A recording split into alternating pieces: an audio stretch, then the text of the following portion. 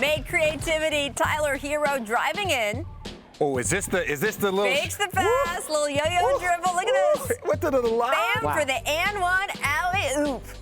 I mean, Jackie kind of hit him with the CP3, and he's only a rookie.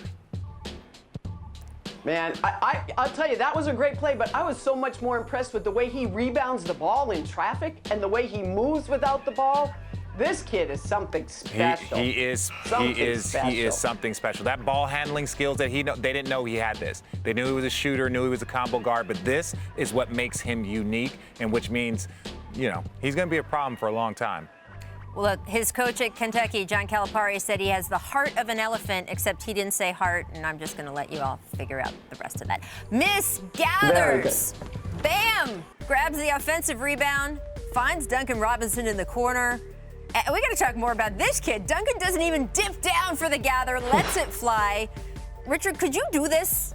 I kind of learned something like this in San Antonio. You're taught to because if you have to go down and up, that takes off a split second that allows a defender to get there. So they teach you to catch the ball knees bent already, and the ball has to be in your pocket. And then Danny Green had mastered this. He was very, very good at it. And a lot of that skill set was learned in San Antonio. And great shooters do it. They just have that quick ability to go straight up. I saw this, and the first thing I thought of was Ray Allen in the corner against San Antonio, remember? Same quick motion, no heels down. Great shooters do that. Duncan's worked at this. He's worked really hard at this. It's amazing. And by the way, same jersey, Jackie. Yeah. Make desperation, third quarter. Kelly Olynyk, against his old team, takes the inbound, heaves it before the buzzer, and it drops. Jackie, this has got to be pretty demoralizing, right? Well, it's pretty tough because it was good defense, but I think Richard will probably tell you the most demoralizing thing is when there's a rebound and you're tipping, and you knock it into your own basket. I think that's worse, right, Richard? Yeah, that's one of those ones where, you get a little frustrated, but this is demoralizing only from this standpoint as you're just like, okay, they're going to make this now, or he's making these threes. We can count for all of these other guys, but when Kelly Olynyk is making turnaround, bank threes off the glass, look at that. At the end of the shot clock too, that'll take a little bit of something out of you. Miss deadlines. This was fantastic. Shout out to the Nuggets Twitter account. They sent out a bandwagon application form. Where's mine?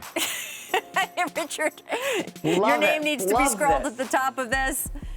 I'm supposed to ask you if if this is America's team, but this is your team now. This is the team that I believe in them. I believe that they believe, and that's the cool thing about it. And so, jump on the bandwagon, jump on the Jokic bandwagon. I got no problems with that. We got more room. I'm in the middle of the pack. There's room in the back.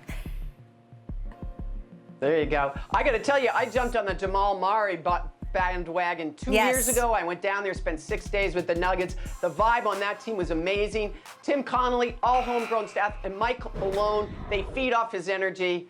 Count me in. I've already had a seat, though, so I'm good. My daughter lives there, That's too. That's true, absolutely. Yes, Jackie's been rooting for anything happening good in Colorado, just so she can visit her family. And I will. And by the way, I could spend an entire hour bragging on Jackie MacMullan, but if you have not gone back, Google, read the story she wrote on Jamal Murray.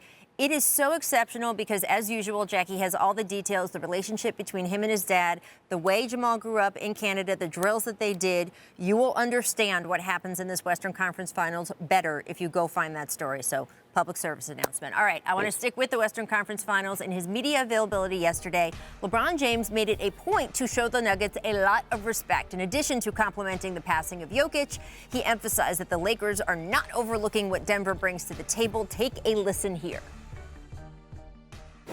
Very resilient, very confident, very driven, and very well-coached team. And it takes a lot of energy, effort, and a lot of desperation to be able to come back from a 3-1 deficit. And they did it twice. And so the respect level is out of this world for what we have for this ball club. And that's how we're going to this series, understanding what they're capable of and where they stand. LeBron James, of course, knows exactly what it takes to come back from a 3-1 deficit. Right. So does the man sitting next to me who was on that Cavaliers team in the finals, Richard Jefferson. The Lakers, not so successful in game ones in these playoffs. They've lost both their first couple rounds so far. So, Jackie, what do you think is more likely in game one of the West Finals? a Lakers blowout, which is what some people are predicting, or a Nuggets upset. We're not giving you the middle of the tight game. You got to pick one or the other.